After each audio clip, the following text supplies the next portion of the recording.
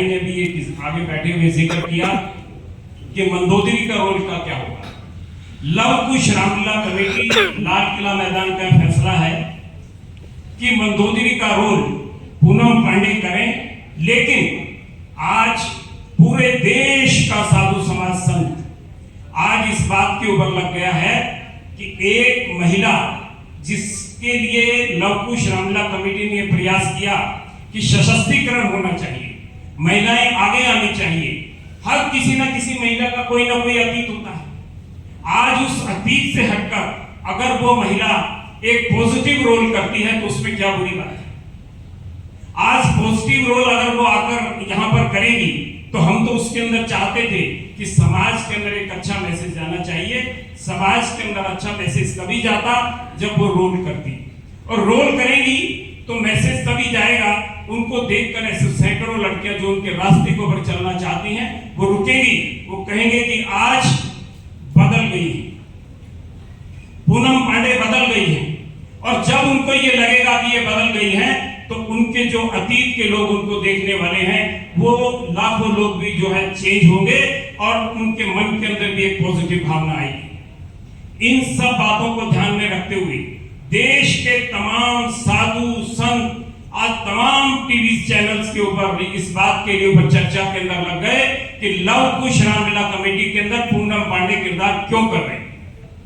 क्या पूनम पांडे किरदार करने से कलाकारी तो है, मात्र एक कलाकार के किरदार करने से अगर जन भावना को ठेस पहुंचती है, मात्र एक कलाकार, क्योंकि 500 कलाकार काम कर रहे हैं, एक कलाकार के काम करने से अगर ऐसा मैसेज जाता है जिससे कि समाज के अंदर बढ़ता हुआ दिखाई दे, ऐसा लगे कि सनातन धर्म के अंदर संत बट गए हैं, सनातन धर्म में संस्थाएं बट गई हैं, सनातन धर्म के अंदर आस्था कम हो गई है, तो लव कुश रामलीला कमेटी इस काम के लिए नहीं है कि हम किसी की आस्था को तोड़ें।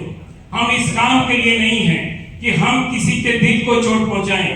प्रभु राम का संदेश बहुत सीधा और साफ है कि प्रभु राम जब इस धरती के ऊपर अवतार के रूप के अंदर आते हैं तो धर्म की रक्षा के लिए आते हैं, समाज की रक्षा के लिए आते हैं। समाज की जब रक्षा के लिए प्रभु आते हैं तो प्रभु का जो संदेश है रामायण के जरिए, तो हमारे मन के अंदर भी हमारी अभी बैठक हुई, जिस बैठक के अंदर हमारे सीनियर वाइस प्रेसिडेंट सत्यभूषण जी, हमारे महामंत्री भाई सुभाष गोयल जी, मैं स्वयं और इसके अलावा हमारे चेयरमैन, हमारी जो स्क्रीनिंग कमेटी है उसकी बैठकर आज बैठक हुई और उस बैठक के अंदर निर्णय हुआ कि प्रभु राम के जिस संदेश को हम जन जन तक पहुंचाना चाहते हैं, अगर जन जन के अंदर भी लोग बढ़ जाएं और ये कहें कि भाई ये नहीं होना चाहिए, तो लोगों की भावनाओं को देखते हुए लव कुश रामलीला कमेटी ने एक पत्र पूनम पांडे जी को लिखा है और उस पत्र के अंदर ये कहा है कि हम आपकी भावनाओं का आदर करते हैं और आपकी भावनाओं के आदर के साथ साथ हम चाहते थे कि समाज के अंदर एक रूपता हो, भाईचारा हो, लेकिन अगर समाज में कहीं बिखराव आता है, समाज के अंदर अगर कहीं गलत मैसेज जाता है, तो हमने ये निर्णय लिया है कि पूनम पांडे इस बार मंदोदरी का किरदार लव कुश रामलीला कमेटी में नहीं करेंगी। उनके स्थान पर ये जगह दूसरे व्यक्ति को दी जाएगी। तो ये निर्णय लव कुश रामलीला कमेटी की मेरे सब साथी यहाँ पर बैठे हैं, हम सब लोगों ने बैठकर इसका निर्णय लिया है, क्योंकि हम समाज के अंदर संदेश देना चाहते हैं प्रभु राम का, हम संदेश देना चाहते हैं धर्म का, हम संदेश देना चाहते हैं समाज को जोड़ने का। हम कोई ऐसा संदेश नहीं देना चाहते जिससे कि समाज के अंदर कोई गलत मैसेज जाए। तो ये लव कुश रामलीला कमेटी ने आज निर्णय किया है। हालांकि उनकी बहुत इच्छा थी, उन्होंने अभी व्रत भी रखे, उन्होंने कन्याओं को प्रतिदिन जिमा भी रही हैं। हमारी भी लव कुश रामलीला कमेटी की इच्छा थी कि हम एक ऐसी महिला को रोल दें जो रावण को इस बात के लिए रोकती है कि आप कोई ऐसा काम ना करें जिससे कि समाज के अंदर मैसेज गलत जाएगा। वो गलत काम करने से लिए रावण को रोकती है। एक पॉजिटिव रोल करने के लिए हमने उनको आमंत्रित किया था, लेकिन जो हमारे स्क्रीनिंग कमेटी का फैसला हुआ है वो ये फैसला है कि मंदोदरी को इस बार लव कुश रामलीला कमेटी के अंदर उनके स्थान पर दूसरे किसी को किरदार के लिए बात की जाएगी और अगला जो भी नाम होगा उसको आपको सूचित कर देंगे। ये निर्णय है कि इस बार पूनम पांडे लव कुश रामलीला कमेटी में मंदोदरी का किरदार नहीं करेंगे। कोई प्रश्न किसी का हो? इससे जुड़ा हुआ कोई प्रश्न है तो अर्जुन सर, क्या और भी किरदार देने जा रहे हैं पूनम पांडे जी को, या बिल्कुल ही मना कर दिया? नहीं, हमने तो मना कर दिया है। आप उसकी जगह दे देंगे कि दूसरे किसी कलाकार को, कि दूसरा कोई कलाकार जो है वो उसके अंदर रोल करे। लेकिन पूनम पांडे के लिए हम समाज की जन भावनाओं को देखते हुए हमने उनको पत्र लिखकर इनकार कर दिया है। जैसे कि काफी कम समय बचा है रामलीला के पूरे में, तो ऐसे में आप कौन से किरदार को लेने वाले? कोई टीवी सीरियल से कोई ऐसा किरदार आप लेंगे, या फिर जो लोग पहले से रंगमंच पे काम करते हैं उनमें से आप किसको लेंगे? ये कोई जरूरी नहीं होता। रामलीला के अंदर 500 कलाकार काम करते हैं और 500 कलाकारों के अंदर वो रंगमंच का भी हो सकता है और रंगमंच से बाहर का भी हो सकता है, जो भी इसके लिए उपयुक्त कला हो गई। हम दिल्ली पुलिस के आयुक्त से भी हमारा श्री रामलीला महासंघ का शिष्टमंडल मिला और उन्होंने भी कहा कि दिल्ली में इस बार थ्रेट है, लेकिन उसके बावजूद भी हम दिल्ली पुलिस पूरे तरीके से सतर्क है। हम रामलीलाओं के अंदर पूरी डिप्लॉयमेंट कर रहे हैं और रामलीलाएं बहुत ही शांतिमय तरीके से होंगी। दिल्ली में किसी प्रकार की कोई भी अप्रिय घटना नहीं होगी। तो हमें इस बात का तो बहुत सुकून है कि दिल्ली पुलिस और दिल्ली सरकार की ओर से हमें पूरी सुविधाएं इस बार रामलीला कमेटियों को मिल रही है। लव कुश रामलीला कमेटी हमेशा कुछ ना कुछ नया करती है। इस साल भी हमने फिल्मी दुनिया के अनेक कलाकार लव कुश रामलीला कमेटी के अंदर अपना किरदार निभाने के लिए आ रहे हैं, जिसमें विशेष रूप से राम, लक्ष्मण, सीता, हनुमान, रावण, ये सभी किरदार ऐसे हैं कि जो इस बार लव कुश रामलीला कमेटी के अंदर अपना किरदार निभा रहे हैं। और ये ऐसे मंजे हुए कलाकार हैं जहां सीरियल्स में इन्होंने कहीं ना कहीं राम का, सीता का, कृष्ण का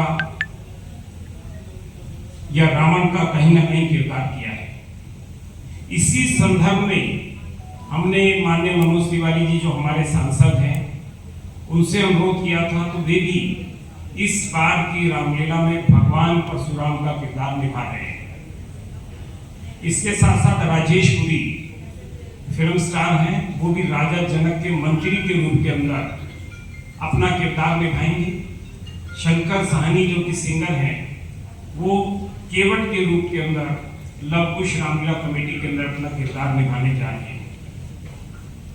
हमें सबसे ज्यादा खुशी इस बात की है कि हमारे जितने भी कलाकार हैं, चाहे वो फिल्मी दुनिया के कलाकार हैं, एनएसडी के कलाकार हैं, हमारे लोकल कलाकार हैं, हमारे डांस ग्रुप हैं, चाहे हमारे मेकअप करने वाली टीम मुंबई से है, ड्रेस की टीम हमारी सारी मुंबई से हैं, तमाम ड्रेसेस वहां से तैयार कराई हैं। लेकिन रामलीला जो है आज पूरे विश्व में आप लोगों के जरिए जा रही है। इतने चैनल्स जो है आज रामलीला को दिखा रहे हैं और इसके अलावा social media, Facebook, Instagram, x, आज सभी के ऊपर रामलीला इतनी ट्रेंड हो रही है कि हर व्यक्ति, चाहे वो दूसरी रामलीला वाला व्यक्ति भी हो, ये कहता है कि साहब मुझे इनविटेशन कार्ड तो लव कुश रामलीला कमेटी के ही चाहिए। तो आज ऐसी स्थिति हो गई है कि लव कुश रामलीला कमेटी आप लोगों के जरिए, आपके प्रचार और प्रसार से आज दिल्ली में प्रिय हो गई है। लोगों का आने का मन करता है। बहुत ही सुंदर लीला है और लीला के साथ साथ पुरानी दिल्ली की चाट पकौड़ी का भी पूरा प्रबंध किया गया है।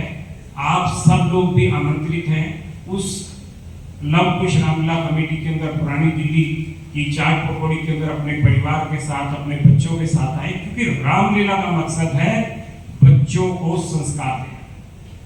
और बच्चों को संस्कार हम तभी दे सकते हैं जब माता पिता अपने बच्चों को लेकर रामलीलाओं के अंदर आएंगे और उनके कानों के अंदर प्रभु राम के कुछ भजन, कुछ गीत और कुछ वो जब वहां पर देखेंगे रामलीला को तो जरूरी बात है अपने माता पिता से पूछेंगे ये क्या चीज है। हम ये तो कह देते हैं अपने बच्चों को, आज की नौजवान पीढ़ी अपने बच्चों को सिखा रही है कि वो कहें कि एक सुपरमैन है। हम सुपरमैन तो दूसरे का दिखा देंगे, लेकिन कभी भी हम अपने बच्चों को ये नहीं बताते अगर इस दुनिया के अंदर सबसे ज्यादा शक्तिशाली है तो हनुमान जी महाराज, जिन्होंने समुद्र को लांघ लिया था। अगर हम बच्चों को संस्कार नहीं देंगे तो हमारी संस्कृति विलुप्त हो जाएगी, और जब हमारी संस्कृति विलुप्त होगी तो परिवारों के अंदर एकता नहीं होगी, परिवारों के अंदर भाईचारा नहीं होगा। रामायण सिर्फ हमें एक संदेश देती है, परिवारों को जोड़ने की कला है। पिता पुत्र के रिश्ते हैं, माता और पुत्र का रिश्ता है, पति और पत्नी का रिश्ता है। आप ये देखिए, पिता के कहने से, राजा दशरथ के कहने से प्रभु राम 14 वर्षों तक जंगल के अंदर चले जाते हैं, वनवास में चले जाते हैं। और भाई का सैक्रिफाइस देखिए लक्ष्मण का, कहता मेरे भैया की छाया बनकर मैं इनकी सेवा के अंदर रहूंगा। माँ सीता का सैक्रिफाइस देखिए कि जहां मेरे पति रहेंगे मैं भी जंगल में उसी चिटाई के ऊपर सोऊंगी। वो भी राज भोग सकती थी, राजा की बेटी थी, राजा के यहाँ आई थी, राजमहल में रह सकती थी, लेकिन चौथे भाई को देखिए आप, भरत जिस सिंहासन के ऊपर बैठना था, 14 वर्ष तक उसको राजा बनना था, और वो सिंहासन के ऊपर नहीं बैठते बल्कि प्रभु राम की खड़ाऊ लेकर सिंहासन के ऊपर रखकर और 14 वर्ष तक उसकी पूजा अर्चना करते हैं। तो ऐसी कला जिस रामायण के अंदर हो, जिससे एक संदेश जाता है आस्था का, जिससे एक संदेश जाता है भाईचारे का, प्रेम का, प्यार का, मोहब्बत का, सौहार्द का, ऐसी रामायण, ऐसी कथा जब हम अपने परिवारों के अंदर थोड़ी सी भी अपना लेंगे तो बहुत ज्यादा भाईचारा हमारे परिवारों के अंदर होगा।